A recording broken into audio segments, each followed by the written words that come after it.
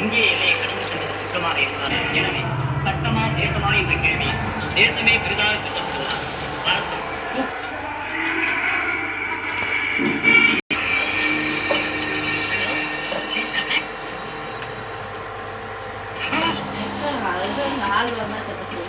அந்த ஆள் நேற்று நான் பார்க்கவே இல்லை.